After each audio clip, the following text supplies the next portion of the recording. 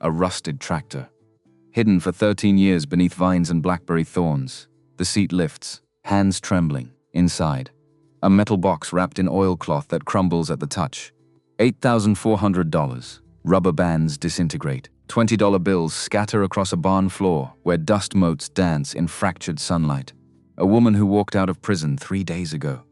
$72 to her name, no family, no home. Just 47 acres of failure she bought for $100 and a prayer. The money could save her, but beneath the cash. A leather journal, 247 letters. 18 years of words a father never sent his children. A dying man's last request to a stranger who doesn't exist yet. Outside, the fields wait, winter coming. The well dry, the roof leaking. Inside, a choice. Keep the money, survive, or return it, and risk losing everything. Her fingers close around the first letter. The decision will change 4 lives starting with her own. I'm standing in a barn that smells like dust and decades. 4 strangers sit across from me.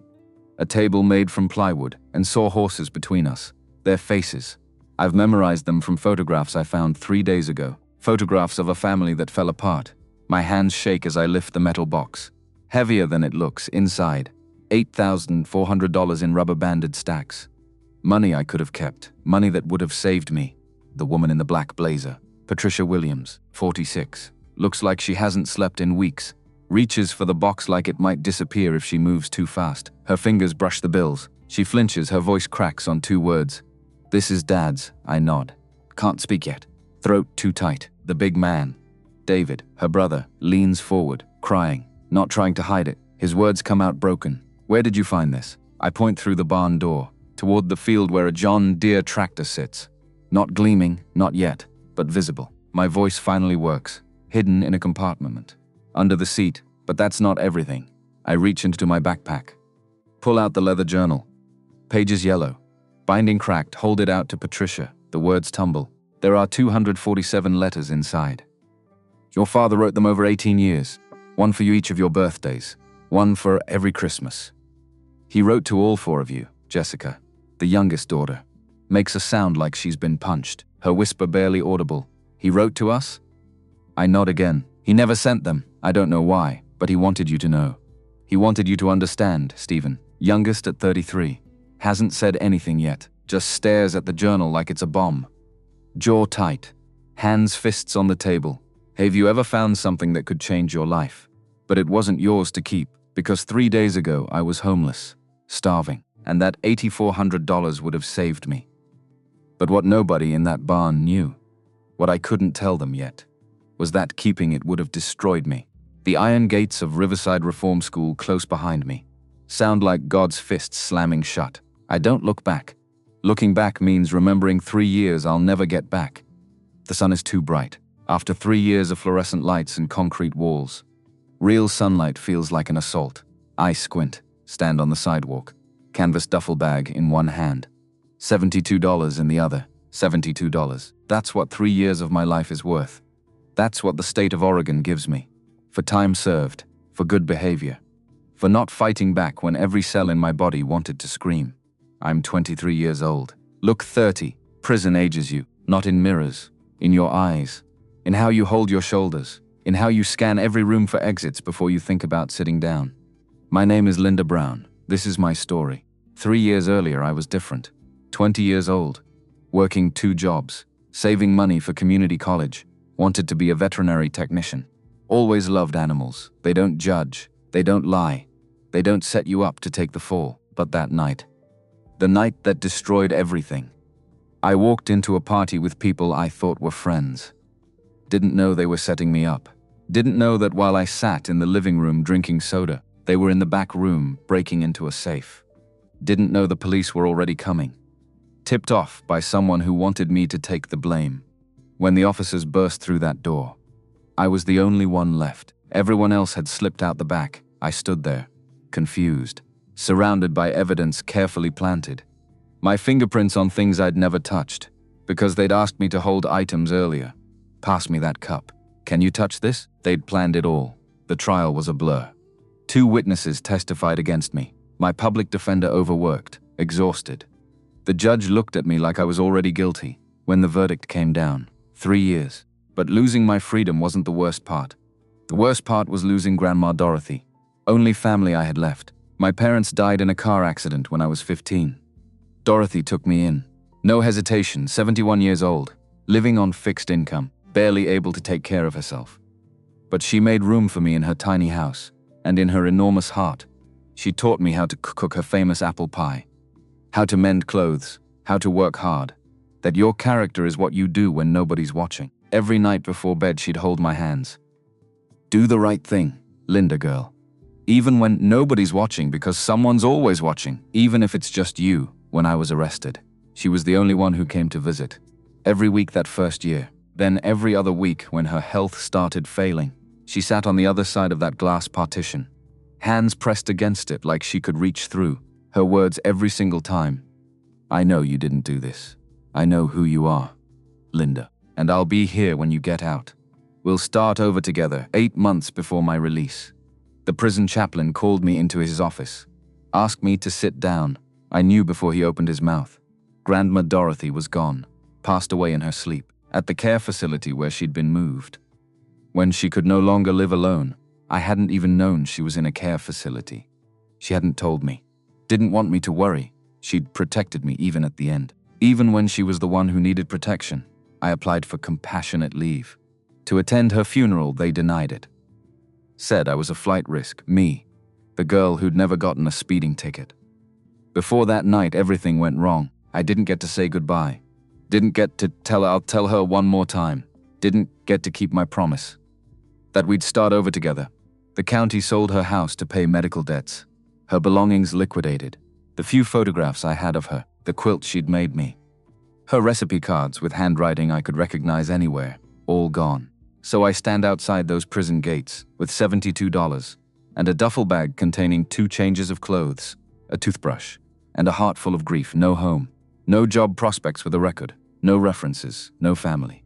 Completely alone. That first night of freedom, I stay at a homeless shelter in Portland, lie on a thin mattress, stare at a cracked ceiling, listen to dozens of other broken people trying to sleep. The air smells like industrial cleaner and despair. I don't sleep at all, just keep thinking about Dorothy, about her voice, about the way she'd stroke my hair when I was sad, about all the things I'll never hear her say again. Part of me wants to give up, let the anger and grief swallow me whole. But then I hear her voice in my head, clear as a bell. Linda girl, life is gonna knock you down, that's guaranteed. But what matters is whether you get back up. And you've always been a get back up kind of girl, so I get up. The next morning I go to the public library, only place I can think of with free computers and no judgment. I spend hours searching. For any opportunity that might give me a fresh start. I look for jobs. Nobody wants to hire someone with my record. I look for apartments. Nobody wants to rent to someone with no income, no references. I'm about to give up when I see it. An online auction for a small farm in rural Washington, about 200 miles north. The starting bid is $100. I click on the listing. Expect it to be some kind of scam. But it's real. The description says the property is 47 acres. In a town called Cedarbrook. Population 890. There's a photo of an old farmhouse. Looks like it might collapse in a strong wind. A sagging barn, overgrown fields, rusted farm equipment, slowly being reclaimed by nature. The description is brutally honest. Property sold as is. Significant repairs needed. No utilities currently connected. Buyer responsible for all back taxes and fees. Totaling $850. My heart starts beating faster. The current bid is still $100. The auction has been running for 3 days. Nobody else has bid. Nobody wants this place. But I see something different. When I look at those photos, I don't see a disaster. I see possibility. I see a place far enough away that nobody would know my name or my story. I see land that could grow things. If someone was willing to work hard enough, I see a chance. I have $72. The bid is $100. I watch that auction for 3 more days. Come to the library the moment it opens. Stay until it closes. Can't get the farm out of my mind. Dream about it at night. About standing in those overgrown fields. About fixing up that old house. About building something from nothing. On the final day of the auction. With just 10 minutes left, the bid is still at $100. I have a choice. I could keep my $72. Use it to survive for a few more weeks. Find some minimum wage job. Eventually rent a room in a boarding house. Scrape by indefinitely. In a life going nowhere. Or I could bet everything on a dream. I type in my bid, $100. My finger hovers over the confirm button. Heart hammering. This is insane. Absolutely insane. I've never seen this property in person. Don't know anything about farming. Will have nothing left if I do this. No safety net. No backup plan. I close my eyes. See Dorothy's face. When she told me we'd start over together, I click confirm. The next 60 seconds are the longest of my life. The page refreshes. Congratulations. You are the winning bidder. I've done it. I own a farm, then I read the fine print.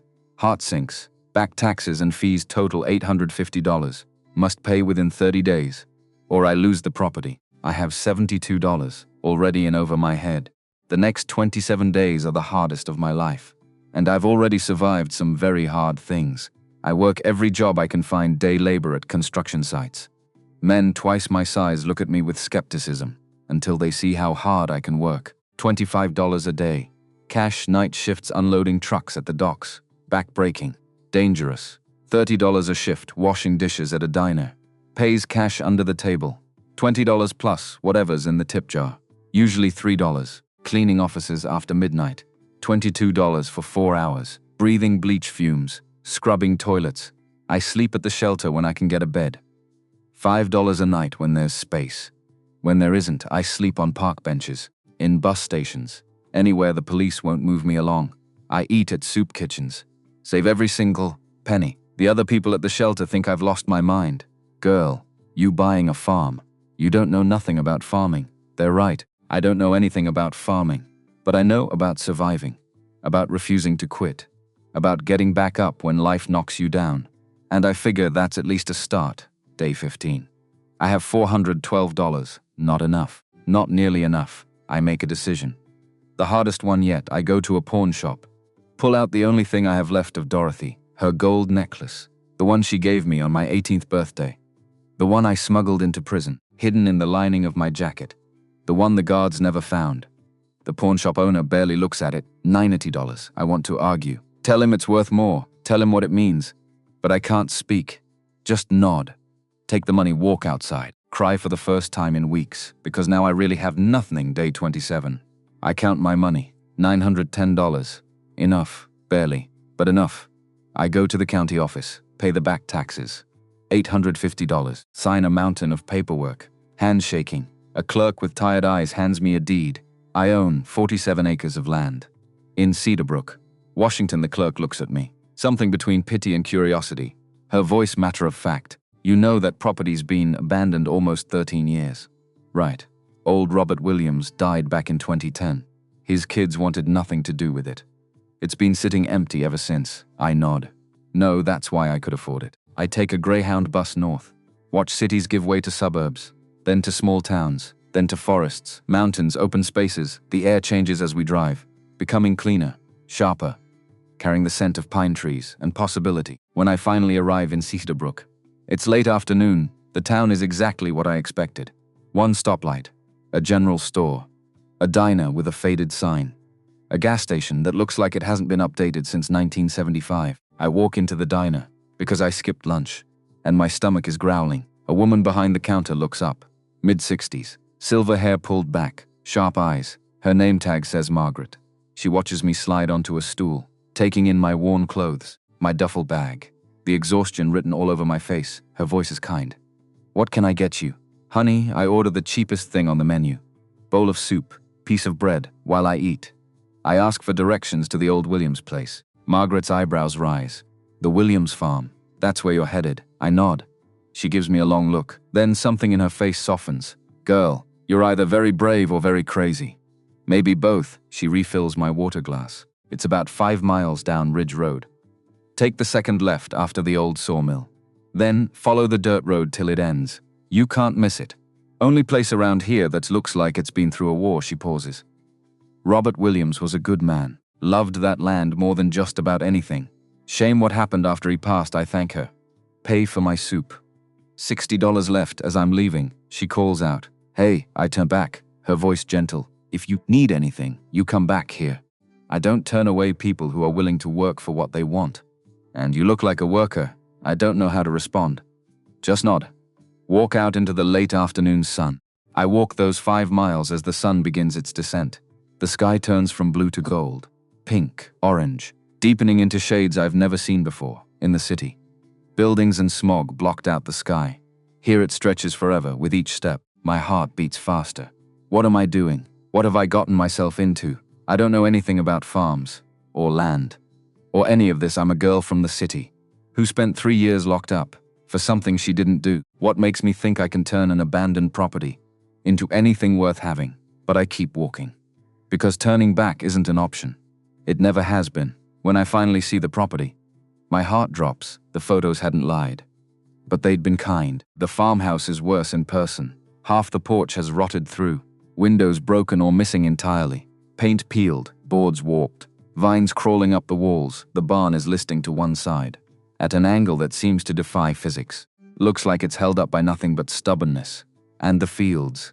The fields I'd imagined growing things. They're a jungle of weeds, blackberry bushes, small trees that have taken root, scattered throughout, pieces of farm equipment, so rusted and overgrown. I can barely identify what they once were. I drop my duffel bag on what remains of the front porch. Sit down hard, the boards groans. I sit there for a long moment, feeling the weight of every decision that led me to this place. I'm alone. I'm broke. I'm on a property that will take years to restore. No electricity, no running water. And winter is coming. For the first time since walking out of Riverside, I feel tears. What am I doing here? Who do I think I am?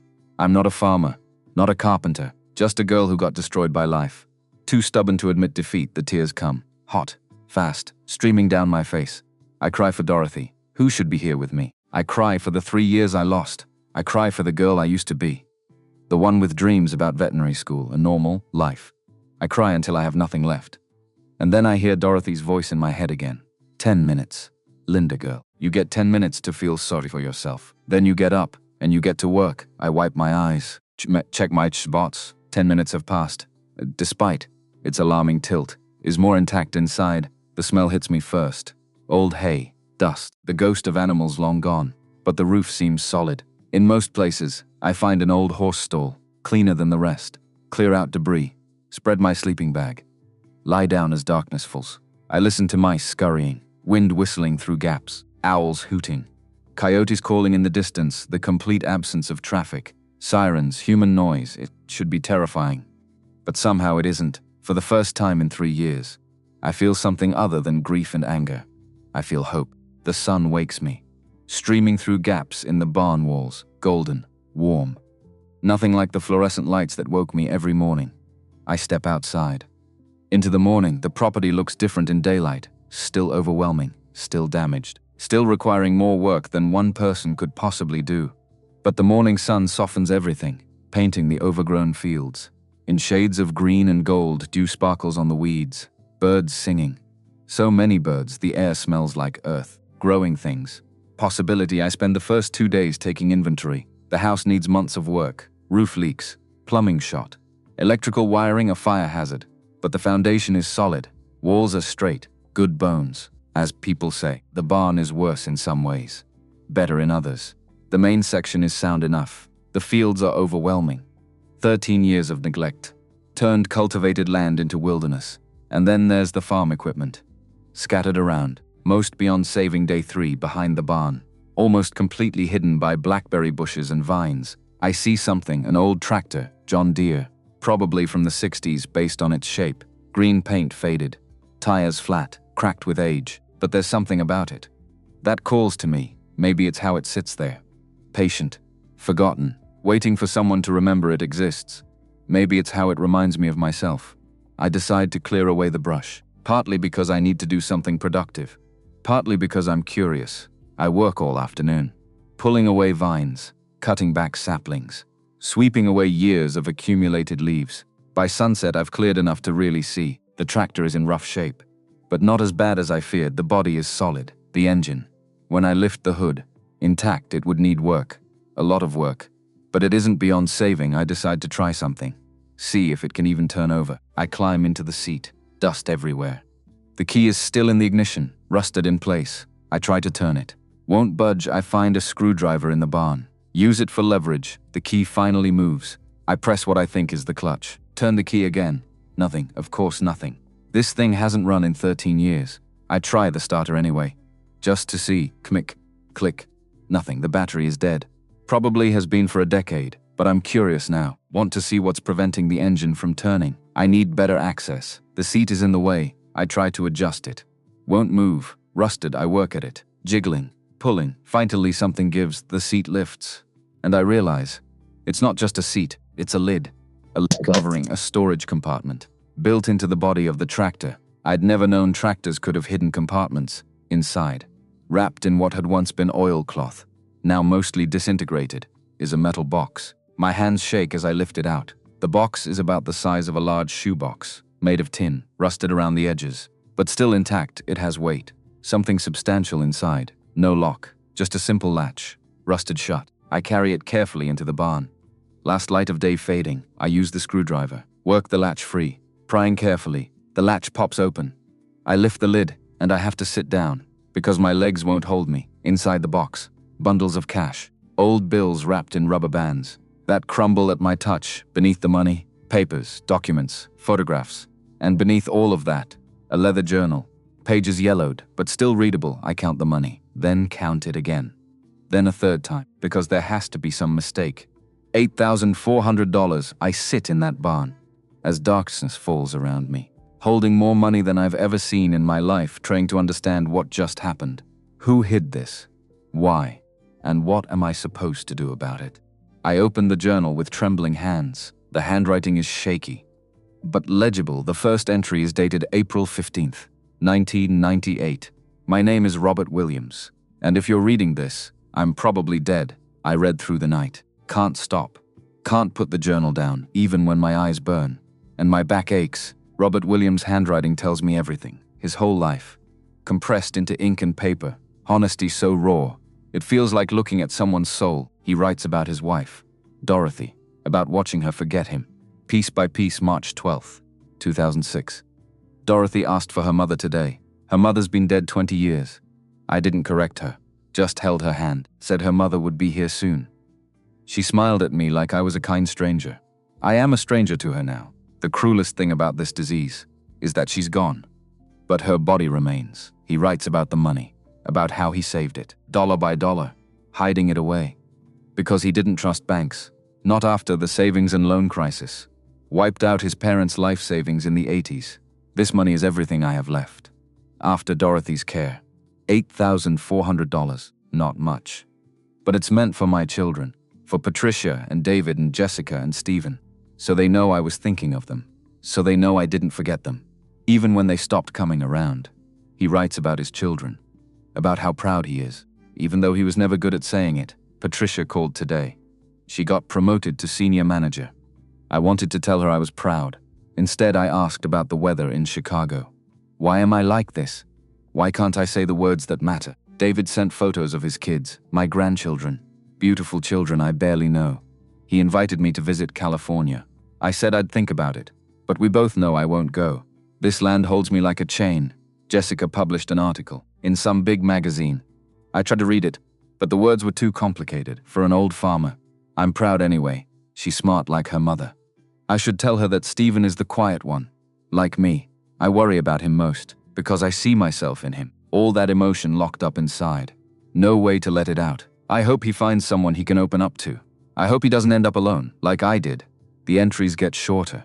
As Robert gets sicker, the handwriting shakier, the words more desperate, and then I find them.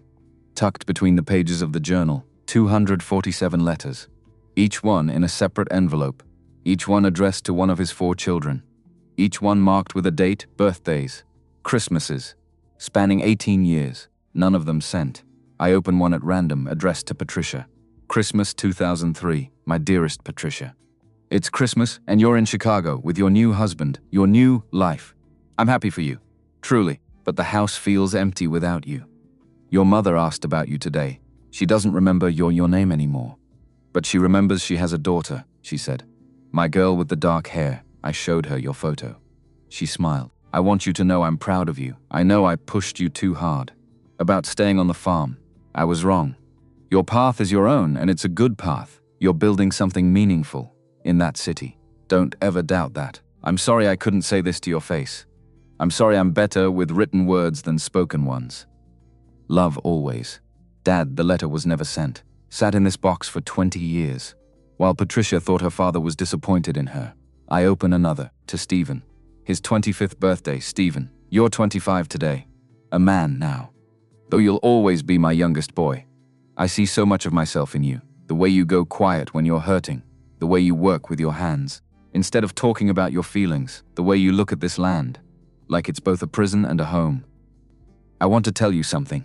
I should have said years ago. You don't have to stay here. You don't have to follow in my footsteps. I know I made you feel like farming was the only honorable path. But that was my insecurity talking, my fear. That everything I'd built would die with me. Go to Texas, take that job, build your own life, and know that I'll be proud of you, no matter what you choose. Your father unsent. All of them unsent. I spread the letters out. On the barn floor around me, 247 attempts at connection. 247 times Robert Williams tried to reach across the distance and tell his children he loved them. 247 failures to follow through, the last entry in the journal. Dated June 11th, 2010, 3 days before Robert died. The handwriting almost illegible. June 11th, 2010. I'm running out of time. I can feel it in my chest. I need to tell the kids about the money. I need to give them the letters, but they don't visit anymore, and I don't blame them. I wasn't the father they needed. If someone finds this, if you're reading these words, please find my children, Patricia Williams, Chicago, Illinois, David Williams, San Diego, California, Jessica Williams, New York, Stephen Williams, Austin, Texas. Tell them I'm sorry. Tell them I love them, more than this land, more than anything. I just didn't know how to show it. Tell them the money is theirs. Tell them the letters are theirs. If you can do this, if you can bring my family this small piece of peace, then maybe my life wasn't entirely wasted. Robert Williams. I close the journal. As the first gray light of dawn creeps through the barn walls, haven't slept all night, eyes burning, body exhausted, but my mind is racing. The next day, I find something else. In my storage unit back in Portland, the one thing they let me keep. When they liquidated Dorothy's belongings, a small metal box, painted blue, with roses on the lid, Dorothy's recipe box inside, 52 recipe cards, one for each week of the year, each in her handwriting. But when I flip the first one over, there's more than just a recipe. Week 1, chicken soup, on the back. In Dorothy's careful script, Linda girl, if you're reading this, I'm gone, but I wanted you to have something to remember me by. These recipes, they're more than just food, they're love, made tangible. Cook one each week and know I'm with you. Love, Grandma. I sit on the barn floor, holding the recipe card, and I cry. Agon, but this time.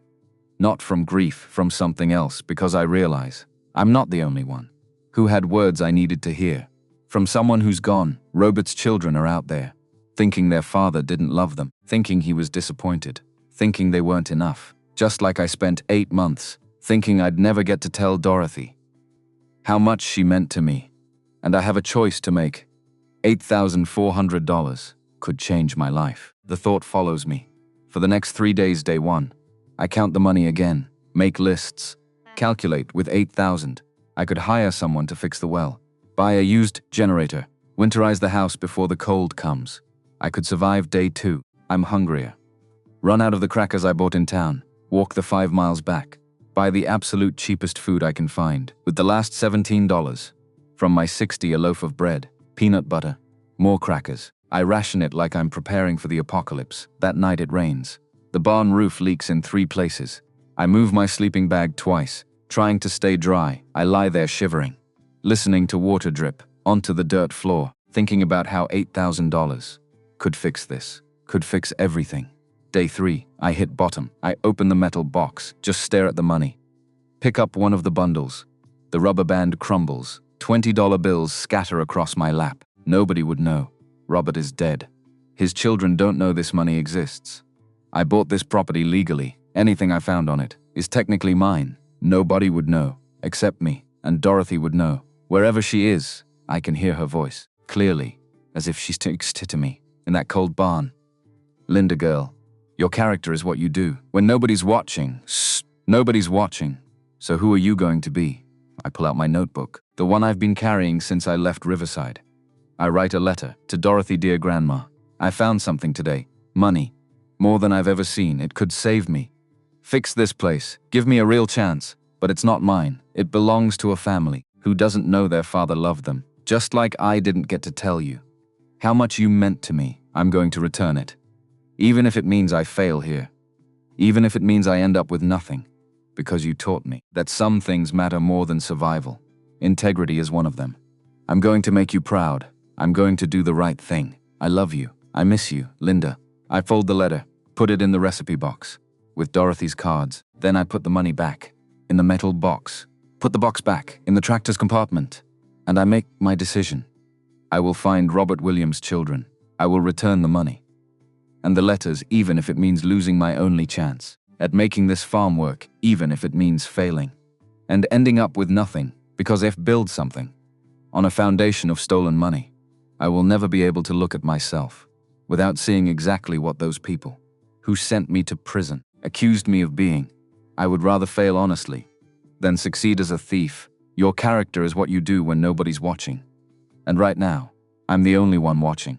The problem is I have no idea how to find them. The journal has first names, general locations, Chicago, San Diego, New York, Austin, but no phone numbers, no addresses, nothing concrete. Patricia in Chicago could be any one of 10,000 people. Same with David in San Diego, Jessica in New York, Stephen in Austin. Even more impossible. I walk into town the next morning. Legs ache from the 10-mile round trip yesterday. But I can't afford gas even if I had a car. The library in Cedarbrook is tiny. One room with shelves of worn books, 2 ancient computers. The librarian is a woman in her 60s, silver hair, reading glasses on a chain. Her name tag says Melissa Thompson. I spend hours searching online, trying every combination of names and cities. Nothing works. Facebook shows me hundreds of Patricia Williams. LinkedIn shows me dozens of David Williams. None of them look right. None of them have any connection to a farm in Washington. I'm about to give up when Melissa comes over, her voice gentle. You've been at that computer all day, honey. Is there something I can help you find? I hesitate. 3 years taught me not to trust people easily. Betrayal and disappointment drilled that lesson deep. But there's something kind in her eyes. Something that reminds me of Dorothy. I explain what I'm trying to do. Leave out the part about the money. Say I found some personal items belonging to Robert Williams. Want to return them to his family. Her face lights up. Oh, I knew Robert. Lovely man. Terrible what happened to him and Dorothy. She thinks for a moment. You know? His daughter Patricia used to work at the bank here before she moved away. I bet Doris over at the county records office would have forwarding addresses. From when the property was sold, they would have had to notify all the heirs. 2 weeks. That's how long it takes upon calls, navigating bureaucracy, dead ends and transfers and hold music. But Melissa makes calls onto my behalf, vouches for me to people suspicious of a stranger asking questions, refuses to give up even when I'm ready to quit. During those 2 weeks I survive on what's left. $43 after buying food. I cook Dorothy's recipes, 1 each week like she asked. Week 1. Chicken soup. I buy the cheapest chicken I can find, carrots, celery, onion. Follow her handwriting. Simmer for 2 hours. Add salt, pepper. Love the smell fills the barn. Reminds me of her kitchen, of safety of home. I eat the soup for 3 days, every meal, and it does heal more than hunger. Week 2. Beef stew. I can't afford beef. Use canned beans instead. Still follow the rest. Spiced potatoes. More carrots. Her secret ingredient. A splash of coffee for depth on the back of the card. Linda girl. Sometimes you have to substitute. Make do with what you have. That's not settling. That's surviving. Finally.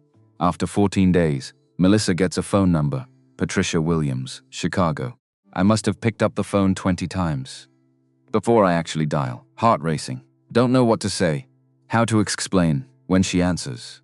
Her voice is professional, busy. The voice of someone who doesn't have time for unexpected calls from strangers. Crisp and efficient. This is Patricia Williams. I stumble through my introduction. Mouth dry, hands shaking, the words tumble out wrong. Miss Williams. My name is Linda Brown.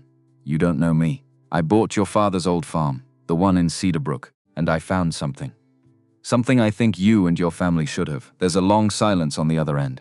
Then her voice changes, becomes softer, younger somehow. You're at Dad's farm. A pause. Her disbelief clear. Someone bought it. I rushed the words. Yes, ma'am. about 4 weeks ago, and I was clearing out an old tractor and I found some things that belonged to your father. Personal things. Important things. Her question careful. What kind of things? I take a breath. The truth comes out. Money. Your dad hid $8,400 in the tractor, and there's a journal he wrote about all of you, about how much he loved you, and there are letters. 247 letters. He wrote them over 18 years. To you and your brothers and sister. He never sent them. But I think he wanted you to have them. I hear her sharp intake of breath. Her voice barely a whisper. How much money? I repeat it. $8,400. And the letters. He wrote them to you and your siblings. He never sent them. But I think he wanted you to know. The silence that follows is so long. I think she's hung up. Then I hear her crying. Soft sobs she's trying to muffle. Her words break. He left us money. After everything. After all the bills and the debt. He managed to save money. Her voice cracks completely. We thought there was nothing left. We thought he'd spent everything on Mom's care. On his treatments. We thought the farm was just this burden he'd saddled us with. We sold it for barely anything. Because we thought, she can't finish. I say quietly, I know. But he did think of you, all of you. Every day for 18 years. And I think he'd want you to know that. We talk for an hour. Patricia tells me about her childhood on the farm. About early mornings helping her dad with chores. About fighting with him as a teenager because she wanted to leave. See the world, about the guilt she carries. For not visiting more before he died. She gives me phone numbers. For David, Jessica, Stephen. Over the next 3 days I call each of them. David in San Diego. He answers on the second ring. Voice cautious. Hello, I explain who I am. What? He cries like a child. His voice thick. Dad was proud of me. He never said it, not once. I spent my whole life thinking I disappointed him. Because I didn't stay on the farm. I read him one of the letters, the one from his 30th birthday, about how Robert understood. That David chose a different path. And how that was okay. David's sob audible. I needed to hear that 30 years ago. But hearing it now, it still matters. God, it still matters so much. Jessica in New York. She's angry at first, sharp and defensive. If this is some kind of scam, I swear to God. But when I read her one of the letters, the one from her 21st birthday, about how she feels everything deeply, don't ever lose that. Her anger crumbles into grief, her sob audible. He called me his smart girl. I never knew. She tells me about the last times she saw her father. How they'd argued. About her moving to New York. About her career choice. About everything. How she'd left angry. Didn't call for 6 months by the time she did. He was already sick, her voice broken. I thought he died disappointed in me. I've carried that for 13 years. Stephen in Austin, he's the hardest, his voice flat. Suspicious, why would you do this? What do you want? I don't have a good answer. Accept the truth. Because it's the right thing to do. A long silence. Then his question cuts. Nobody does the right thing anymore. Not without a reason. I pause. Then offer quietly. Then maybe I'm nobody.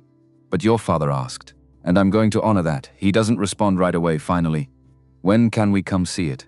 I give him the address. His last words before hanging up. I'll believe it when I see it. 2 weeks later. All 4 of them come to the farm. It's the first time they've been back. Since their father's funeral, the first time they've been together. In the same place. In over 8 years. I watch from inside the barn. As they pull up in their rental cars. Watch them stand in the overgrown driveway. Looking at the place that defined their early lives. Now falling apart. Being reclaimed by nature. Patricia is tall. Professional looking. Wearing a business suit that seems out of place in the rural setting. 46 years old. Dark hair pulled back in a severe bun. She stands very straight, like she's bracing herself. David is heavy-set. Kind eyes, nervous laugh.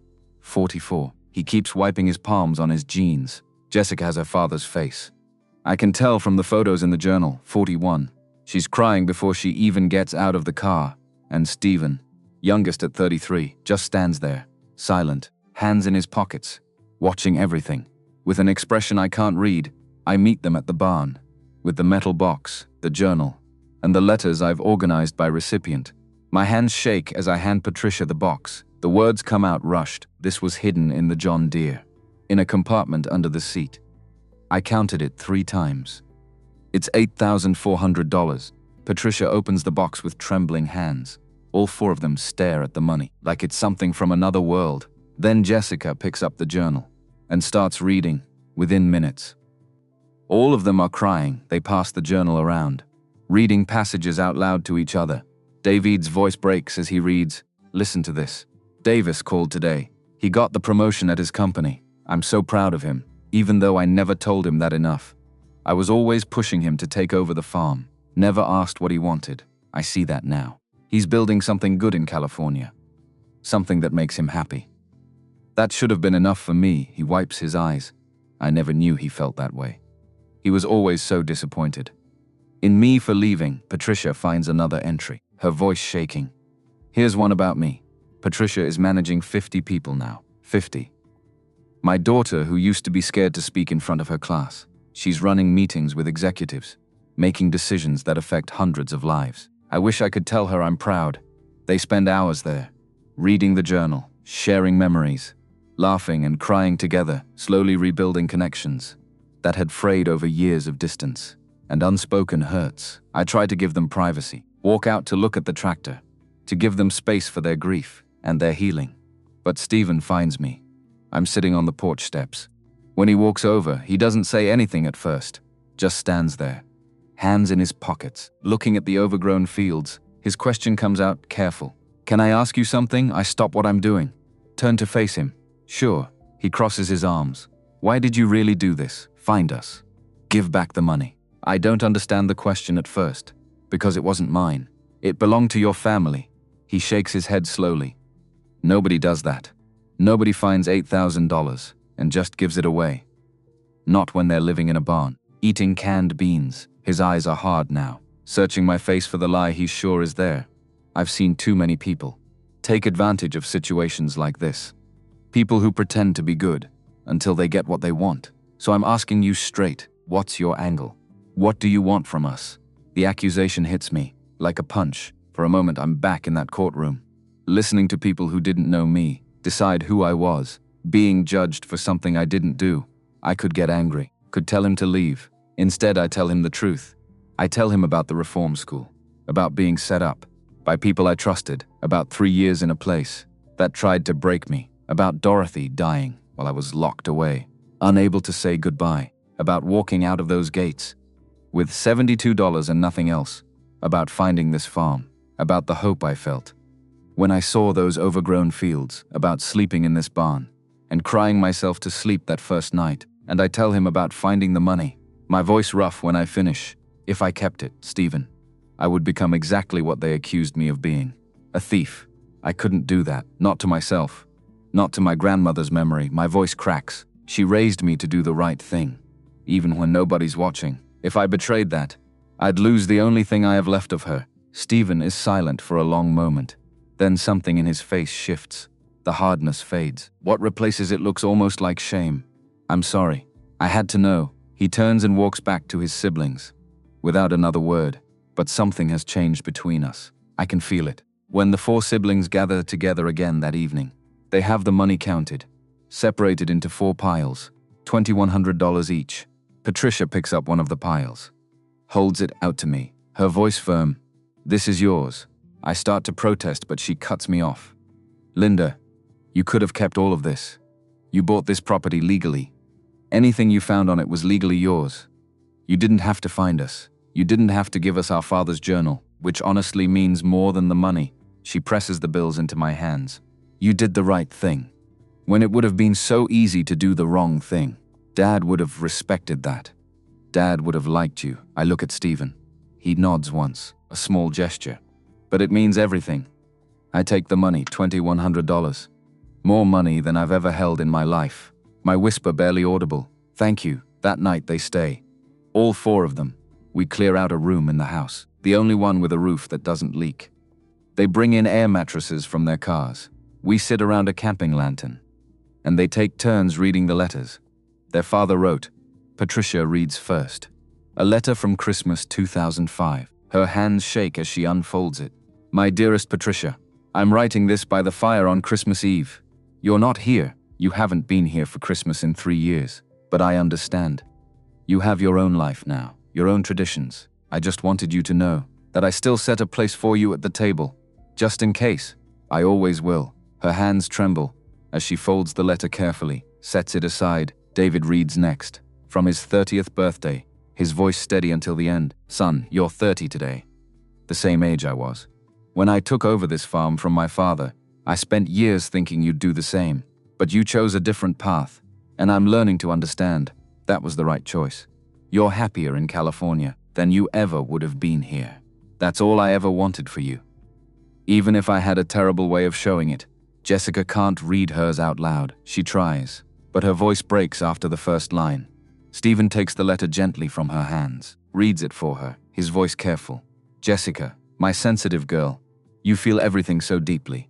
I see so much of your mother in you, the way you cry at sad movies, the way you bring home stray animals, the way you love with your whole heart, even when it hurts. Don't ever lose that. The world needs people who feel things the way you do. Then it's Stephen's turn. He picks up a letter. Dated his 25th birthday. His hands are steady. But his voice isn't. He reads slowly. Stephen, you're the quiet one. Like me. That's what worries me most. I see how you keep everything locked inside. All that hurt and anger and fear, with no way to let it out. I was the same way. I'm still the same way. And it's cost me everything that mattered. Don't be like me. Son, find someone you can talk to. Find someone who can reach past all those walls. Promise me you won't end up alone. The way I did, Stephen sets the letter down carefully. He doesn't cry, but his jaw is clenched. So tight I can see the muscle jumping. They read letters until midnight. 247 attempts at connection. 247 times their father tried to bridge the distance between them. 247 times he failed to press send. But sitting there in that half-ruined house, watching these four broken people put themselves back together. Through their father's words, I realized something. Robert Williams hadn't failed. He'd just been waiting for the right messenger. Around 2 in the morning, Stephen can't sleep. He keeps thinking about the letters, about his father's voice. Trapped in ink and paper, he goes back to his father's bedroom. Starts going through the closet more carefully, looking for anything else Robert might have left behind. That's when he finds it, high behind a stack of old farming magazines. A VHS tape, labeled in his father's handwriting. For my children. Play this after I'm gone. Stephen's hands shake as he carries it downstairs. He finds me still awake, sitting on the porch. Can't sleep either, his voice rough. We don't have a VCR. Do you know anyone who might? I think for a moment. Timothy Clark, the farmer next door. He mentioned keeping one. To watch old westerns, we drive to Timothy's house at 1 in the morning. He doesn't complain, just sets up the player. Leaves us alone in his living room. Stephen presses play. Robert appears on screen. Sitting in the farmhouse kitchen, the camera is shaky. He probably set it up himself. On a tripod, his face is gaunt. Sick, this was filmed in his final days. Robert's voice comes through the old speakers. Rough. Tired, but unmistakably him. Patricia. David. Jessica. Stephen. If you're watching this, I'm gone. And I need to say some things I never said when I was alive. Stephen grabs my hand. Squeezes so hard it hurts. I squeeze back. Robert continues. I wasn't a good father. I know that. I loved this land more than I loved being present for you. I missed your games, your recitals, your graduations, because something needed fixing on the farm. I thought that was what being a man meant. Providing. Working. I was wrong. His voice breaks. He looks down at his hands. Patricia, you're the strongest person I know. You got that from your mother. I'm so proud of the life you built. David, you have a kindness I never had. You're a better father than I ever was. Jessica, you see beauty in everything. Don't ever let the world make you cynical. And Stephen, he looks directly at the camera. Directly at his son. Stephen, you're so much like me it scares me. You keep everything inside. You think feeling things makes you weak. It doesn't. It makes you human. Please don't make my mistakes. Let people in, let yourself be loved. Robert wipes his eyes. I'm not asking you to forgive me. I'm just asking you to know that I loved you every single day. I just didn't know how to show it. And that's my failure. Not yours. You were enough. You were always enough. I just couldn't see past my own stubbornness to tell you. The video continues for another 5 minutes. Robert talks about memories, about his Dorothy, about regrets, about hope that someday his children would understand. The last thing he says, if someone brings you this tape, thank them. Thank them for caring enough. About a family they don't know, to do the right thing. That kind of person is rare. Hold on to them. The screen goes black. Stephen is sobbing. Full body sobs that shake him. I hold him while he cries. For the father he lost, for the words he needed to hear, for the forgiveness that came too late and right on time. His whisper against my shoulder. He said he was proud of me. He actually said it. He meant it. We sit there in Timothy's living room until dawn. Not talking, just being. Two people who'd lost family. Finding something like it in each other. When we drive back to the farm. As the sun rises, Stephen's voice quiet. I meant what I said yesterday. About staying. About helping you make this work. A pause. Then he adds, there's something else. My dad said to hold on to people who do the right thing. When nobody's watching. So I'm holding on. If you'll let me, I look at him. Really look at him. At the determination in his jaw. At the vulnerability in his eyes. At the man trying so hard. Not to be his father's mistakes. My answer's simple. I'll let you. He smiles. First real smile I've seen from him. Good. Because I'm not going anywhere. The next 2 weeks are a blur of activity. David stays his promised 2 weeks. By the time he leaves, the barn is sound again. The porch rebuilt. The well pumping clear water. He's lost 15 pounds. Gained a tan. Looks happier than his siblings say. They've seen him in years. His promise as he leaves. I might come back in the spring. If you need help with planting, my response immediate. I'll need help, Jessica and her husband Bennett. Come back the following weekend. As promised. They spend 2 full days rewiring the house. When they're done, we have electricity. For the first time in 13 years, I flip the switch, and lights come on. Actual lights.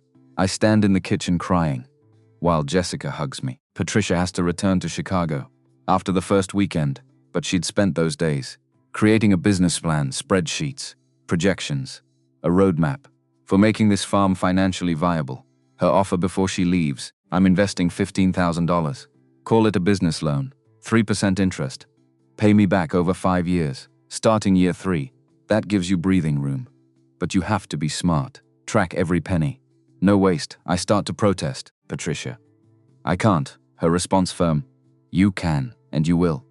Because my father would have wanted this place to succeed, and because you've given my family something worth more than money. But it's Stephen who stays. He moves into the house permanently. Claims the smallest bedroom. The only other room besides mine. That Bennett managed to wire. He buys a used truck from a farmer 3 towns over. Starts talking to Timothy Clark about crop rotation, soil management, all the things he learned growing up on this land. Before he tried to forget them, we work from sunrise to sunset, clearing fields, fixing equipment, learning alongside each other, because neither of us really knows what we're doing. But both of us are too stubborn to quit. We develop a rhythm, a partnership. He's better with machinery, I'm better with planning. He knows the land. I know how to problem solve. When things go wrong, which is constantly. One evening in late December, Timothy Clark stops by. He's carrying something. 3 wooden boxes, his smile knowing. Thought you might want to learn beekeeping. Got 3 hives here, strong colonies. They'll produce honey by summer. If you take care of them, I stare at the boxes. I don't know anything about bees. Timothy's laugh is gentle. Neither did I when I started, 40 years ago. But bees are patient teachers, and they know about hard work. Thought you two could use the company. He spends the afternoons showing us how to set up the hives, how to check on them, how to harvest honey when the time comes. His words as he leaves. Bees work together, build something sweet from nothing. Kind of like what you're doing here. The 3 hives sit at the edge of the south field. White boxes against the brown winter grass. Stephen and I check on them every day, learning their rhythms, watching them fly in and out. Even in the cold, Timothy's right. They are patient teachers, and there's something soothing about watching them work, building, creating, surviving together. One afternoon in early January, a black sedan pulls up the driveway, expensive. Out of place, a man in a suit gets out, mid-40s, slicked back hair, predatory smile. Stephen and I walk out to meet him, the man's voice smooth. Good afternoon, my name is Marcus Ashford. I represent a development company, Cascade Properties. We're acquiring land in this area for a residential project, and I'm here to make you an offer. I cross my arms. We're not interested in selling. His smile doesn't waver. You haven't heard my offer yet. We're prepared to pay $75,000 for this property. That's well above market value for 47 acres. In this condition, $75,000, the number echoes. That's life-changing money. That's enough to start over, somewhere easier. But I think about Robert Williams, about how he refused to sell, even when he was desperate, about how this land meant something to him. Beyond money, Stephen steps closer to me, his presence solid. We're not interested. Ashford's smile finally slips. I don't think you understand. This area is being developed. Whether you participate or not, it would be easier for everyone. If you just took the money, Stephen's voice cuts. Easier for you? Maybe. But we're not interested in easy. Ashford looks at both of us, his professional veneer cracking. You should think carefully. Cascade has significant resources. It would be unfortunate. If things became difficult, I step forward. Is that a threat? His response careful. It's reality. You have 48 hours to reconsider. He walks back to his car, drives away, leaving dust and menace. Stephen and I stand in silence. Finally, he speaks. That wasn't good. I nod. No, it wasn't, but we don't talk about it again. Don't second guess our decision, because some things matter more than money. This land, this chance, this fresh start. It's not for sale that evening. All 4 siblings happened to be visiting. David had driven up for the weekend. Patricia flew in. Jessica and Bennett came from Seattle. We tell them about Ashford's visit. Patricia's response immediate. We'll deal with it. If they come back, if they cause trouble. We document everything, and we fight back. David adds, I know some lawyers in San Diego. Good ones. If you need legal help, Jessica nods, and I can write about it, if it comes to that. Expose what they're doing. Stephen looks at his siblings, then at me. We're not backing down. A statement, not a question. I shake my head. No, we're not. Because this land isn't just property anymore. It's where Robert Williams poured his heart. It's where his children are rebuilding their family. It's where Stephen found purpose again. It's where I learned that doing the right thing, even when it costs everything, matters more than survival. And I'm not giving that up. Not for $75,000. Not for anything. That night we cooked dinner together, all 6 of us. In the newly wired kitchen, Patricia makes her father's favorite dish, pot roast. From a recipe she remembers, David sets the table, using mismatched plates. We've collected from the barn. Jessica tells stories about growing up here, about her father teaching her to identify birds by their songs. Stephen is quieter, but he smiles more than I've ever seen, and I realize, as I watch them, this is what Robert wanted, not just for his children to have the money or read the letters, but for them to be together, to be family again, to remember that love. Even imperfect love, even love that struggles to speak, is still worth holding on to. After dinner, Stephen and I walk out to check the beehives. The winter sun is setting, casting everything in gold. The bees are settling for the night. Their hum quieter. Stephen's voice breaks the silence. Thank you. I look at him. For what? His answer simple. For giving me my father back. For showing me that it's not too late to be the person he hoped I'd become. I don't know what to say to that, so I just reach over, take his hand. We stand there as the sun sets, watching the bees, watching the farm, watching something new, being built from something broken. And I think about Dorothy's voice, the one I hear in my head. Every day do the right thing. Linda girl. Even when nobody's watching, because someone's always watching. Even if it's just you. I did the right thing and it brought me here.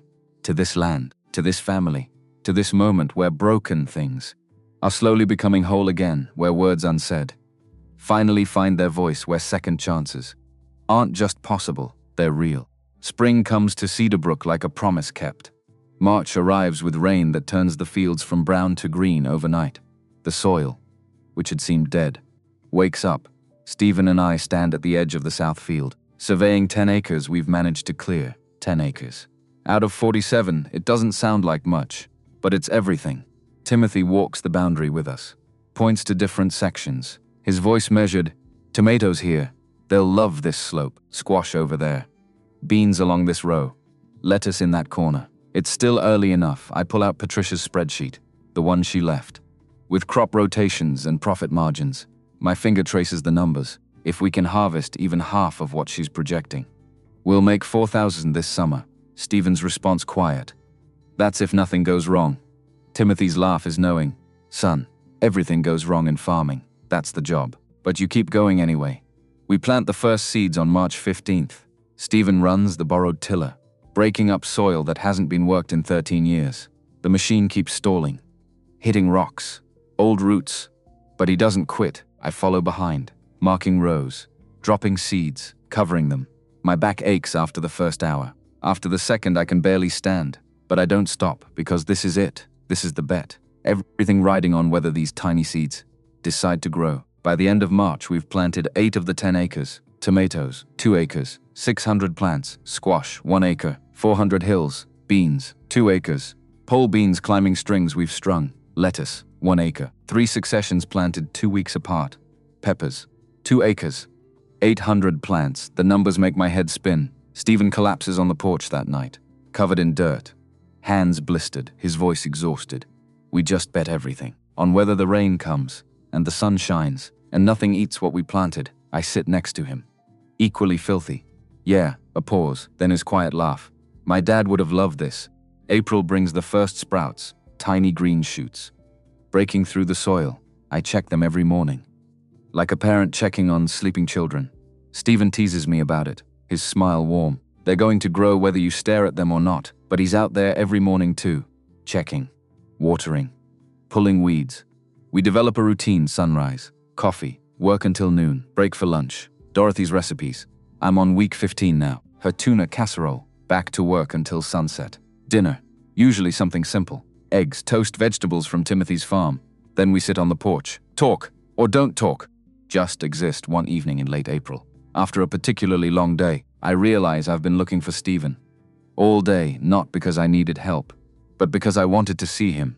That scares me, because partnerships are one thing, feelings are another, and feelings complicate everything. I push the thought away, but it keeps coming back. May arrives with heat. The plants explode. Tomatoes climb their cages. Squash vines spread. Beans reach for the sky. And Stephen and I work side by side. Every day, small moments accumulate. He brings me coffee in the morning, without me asking. I notice he takes it black. No sugar. He fixes things before I realize they're broken. The barn door hinge, the loose porch board, the dripping faucet. I find myself cooking things I think he'll like. Week 20. Dorothy's pot roast. The one Patricia made. He eats 3 helpings. One afternoon in early June. We're harvesting the first lettuce. The early succession is ready. Crisp green heads. Stephen reaches for the same plant I do. Our hands touch. We both freeze. Neither of us pulls away. His eyes meet mine. And something shifts, something I've been trying to ignore. Comes rushing to the surface. But then Timothy's truck pulls up. The moment breaks. We both step back. Go back to harvesting. Pretend nothing happened, except something did. By mid-June, we have our first real harvest. Lettuce. 200 pounds. I have no idea what to do with 200 pounds of lettuce. Margaret at the diner solves the problem. Her smile wide when I bring her 10 pounds. I'll take 20 pounds a week. Through August. And I'll tell everyone. About your farm stand. Farm stand. I hadn't thought about a farm stand. But Margaret had. She helps me set up. At the end of the driveway. A table. A sign she makes. Hand-painted. William's Farm. Fresh vegetables. The first Saturday. I sell 40 pounds of lettuce. At $3 a pound. $120. I stare at the cash. Stephen finds me sitting on the porch. Holding the money. Crying. His concern immediate. What's wrong? I look up at him. Through tears. Nothing's wrong. Everything's right. We just made money. From something we grew. He sits next to me. Takes my hand. Neither of us says anything. Don't need to. July brings the tomatoes. And with them, the reality of farming, which is that everything ripens at once. And you either harvest it or lose it. We pick tomatoes from sunrise to sunset. Every day for 2 weeks. Red. Yellow. Heirloom varieties Timothy gave us. 5,000 pounds. We sell them at the farm stand. $4 a pound. But we can't sell them fast enough. Half of them start going soft. I'm standing in the field, surrounded by rotting tomatoes, feeling like a failure. When Margaret pulls up, her solution simple. Make sauce. I'll teach you. We'll can it. Sell it through winter. So we make sauce, Margaret. Stephen, me in the kitchen that now has electricity. Boiling tomatoes, adding basil from the garden, garlic. Salt, canning it in jars Margaret brought. We make 200 jars, and we sell them all by September. At $8 a jar, $1,600. From tomatoes we almost lost. One evening in late July, Margaret mentions something, her voice casual. We have quilting circle. Every Thursday, at the diner. You should come. I hesitate. Don't know these women. Don't know how to quilt. But Margaret's eyes are kind. It's not about the quilting, Linda. It's about the company. I go the next Thursday. 6 women sit around tables pushed together. Fabric spread everywhere. Needles flashing. They range in age from 50 to 70. All of them farmers' wives, or former farmers' wives. Margaret introduces me. This is Linda Brown. She bought the old Williams place. She's the one who found Robert's letters. Gave them to his kids. The women's faces soften. One of them, a woman named Dorothy. Not my Dorothy, but still, her voice warm. Robert was a good man, quiet, but good. We're glad. Someone's bringing that land back. They don't ask about my past. Don't pry. Just hand me fabric. Show me how to thread a needle. Teach me basic stitches. We talk while we sew. About crops, weather, recipes, grandchildren. About loss because every woman there has lost someone. Husbands, parents, children. But they keep going, keep creating, keep building. One Thursday in August, Patricia visits again. Comes to Quilting Circle with me. She brings something. A box of her father's old work shirts. Flannel. Worn soft. Her voice breaks when she explains, I couldn't throw them away. After we cleaned out the house, I kept them. Thought maybe. Someday. I don't know. Margaret takes the box. Examines the shirts. We'll make something beautiful from these, and they do. Over the next 6 weeks, the women cut the shirts, piece them together, create a quilt. Porals emerge. Robert's blue flannel, his red plaid, the green shirt he wore. In the photo on the mantel, Patricia comes every Thursday, learns to sew, talks about her father, cries, laughs, heals. The quilt becomes more than fabric. It becomes a memorial, a way of holding on to someone while letting go. That same week, Timothy teaches us to harvest honey. He brings his equipment, smoker, hive tool, extractor, shows us how to calm the bees, how to remove the frames, how to extract without destroying the comb. The 3 hives produce 40 pounds, golden, thick, sweet. Timothy holds up a jar, lets the sun shine through. This is your work, and theirs. Building something sweet. From nothing. I think about that phrase, building something sweet. From nothing. That's what we're all doing here. Stephen and I, Patricia and her siblings, the women in the quilting circle, taking broken things and making them whole. We sell the honey at the farm stand. $12 a jar. It sells out in a week.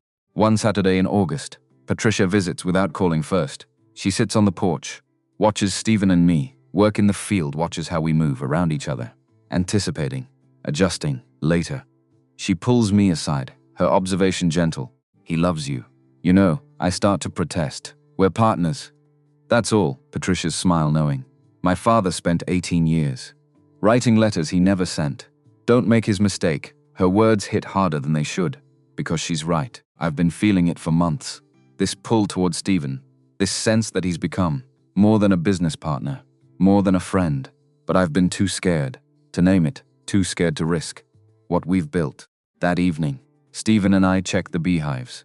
Like we do every day, the summer sun is setting. Bees returning home.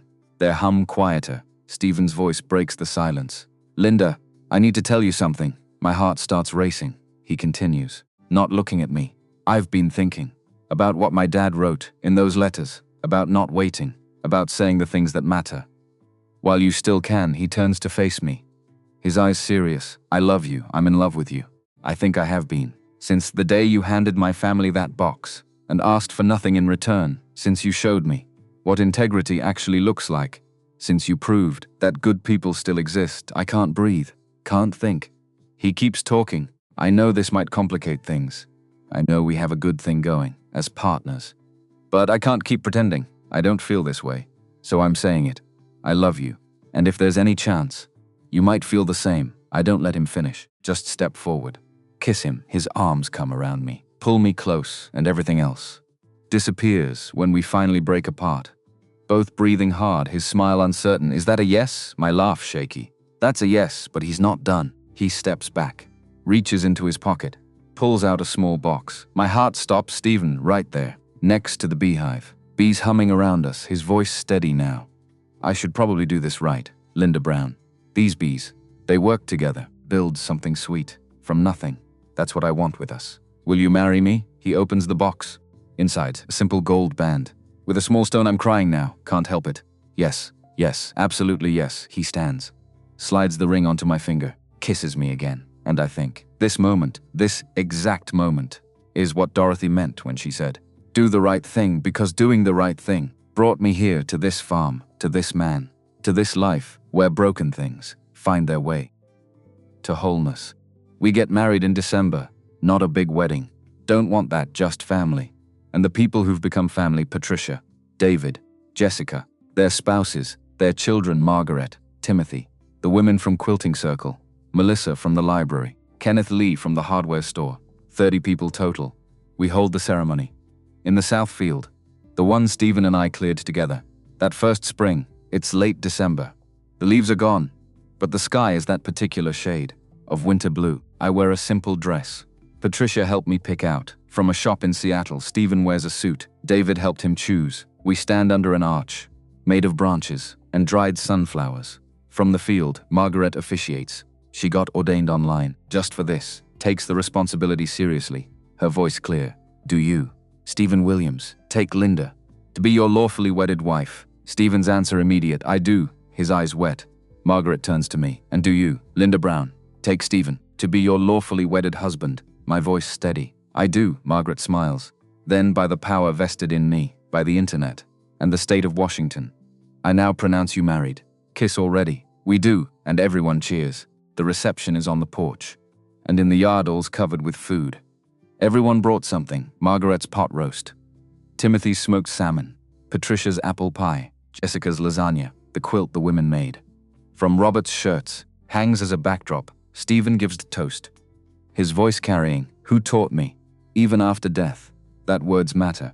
And to Linda, who showed me what integrity looks like. He pauses, looks at me, who taught me that it's never too late to become the person you're supposed to be. I cry through the whole thing, happy tears. For once, we dance to music playing from Timothy's old radio. On the porch, Stephen holds me close, whispers in my ear, thank you. I pull back to look at him. For what? His answer simple. For everything. For finding us. For giving me my father back. For showing me what home feels like. I rest my head on his shoulder. You did the same for me, because he did. This farm, this family, this man. They gave me something I thought I'd lost forever, a place to belong. Spring of 2025, our second year farming. We expand to 25 acres. David comes back, as promised, helps us plant. We add corn, cucumbers, more tomatoes, play for a USDA grant. For beginning farmers, $8,000. Approved, start a CSA program. Community-supported agriculture. 30 families prepay. For a share of the harvest, $150 per family, $4,500. Before we even plant, Patricia's business plan is working. By summer, the farm stand is thriving. Imperfect vegetables sell out every Saturday because people don't just buy food.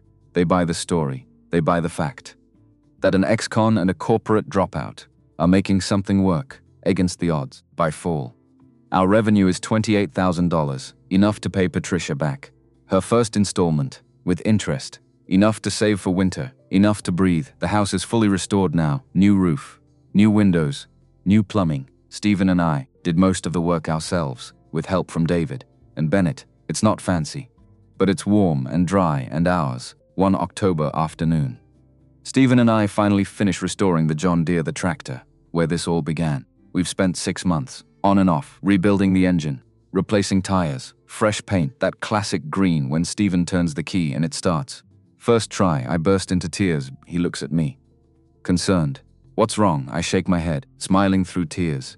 Nothing. Everything. This is where I found the box, where everything changed, and now it runs again. It feels like, I don't know. Full circle. Stephen climbs down, pulls me into a hug. It is full circle. You brought something back to life. The tractor, the farm, my family, me. We stand there, holding each other, next to the running tractor, and I realize, this is what happiness feels like, not the absence of struggle, but the presence of purpose. One Sunday in December, Stephen and I drive to the cemetery, Cedarbrook Memorial. 2 miles outside town, we find Robert's grave. Next to his wife, Dorothy's Sybil headstones, Robert Williams. Beloved father, Dorothy Williams. Beloved mother and wife. I set wildflowers on both, from the farm. Dried now, but still beautiful. Stephen stands quiet, looking at his father's name. Finally he speaks. Hey Dad, it's been a year since Linda found your letters, since everything changed. I wish you could have met her. She's stubborn, like you, works harder than anyone I've ever known, and she sees this land the way you did, like it's something sacred. His voice catches. We got married in the South Field. Margaret officiated. Patricia and David and Jessica were all there. First time. We've all been together, and actually happy. And I don't know how long," he pauses. "We're making the farm work. 25 acres now. Next year maybe 30. We're building something that would make you proud." I pull out the journal. The one I found. In the tractor, open it to the last page. The blank one. After Robert's final entry, I've been carrying a pen. I write, "Dear Robert, my name is Linda Brown Williams. I bought your farm with $100 and a prayer. I found the money you left. I found your journal. I found your letters, and I returned them all to your children. You should know. They've forgiven you for the things you did and didn't say. They read every word you wrote, and they watched your video. And they know you loved them. Your son Stephen is my husband now. We're running the farm together. 25 acres in production. More planned. The John Deere you hid the money in is restored and running. We use it every day. Your legacy isn't gone, it's just taken a different shape. With gratitude. Linda." I close the journal. We keep it on the mantle, so our children can read it someday, so they'll know where they came from. April 2026, 16 months after the wedding. Stephen and I stand in the field, surveying 35 acres. We've just planted. The largest planting yet. Everything is growing well. Tomatoes climbing cages, squash spreading, beans reaching. The bees are thriving. 6 hives now. Timothy helped us split them. The farm stand has a waiting list. For honey, the CSA has 45 families. We're not rich, but we're stable. We're building something that lasts. I've been feeling strange for a few weeks, tired, nauseous in the mornings, but I chalked it up to working too hard. Then I missed my period and another one this morning. I took a test in the bathroom, hands shaking, watched the line appear posy. I'm pregnant. I've been carrying the secret all day, trying to find the right moment. We're standing in the field. As the sun sets, Stephen's hand in mine, his voice content. "This is good, isn't it? What we've built?" I turn to face him. "Stephen, I have something to tell you." He looks at me, concern flickering. "What's wrong?" I shake my head, smiling now. "Nothing's wrong. Everything's perfect, actually.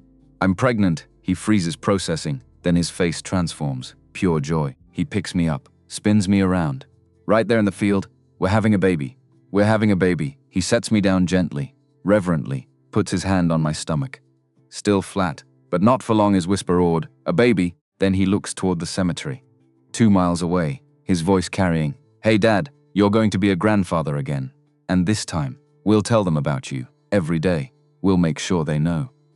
The man you really were." I lean into him. Think about Dorothy, about Robert, about all the people who brought us here, about second chances, and words unsaid, and doing the right thing.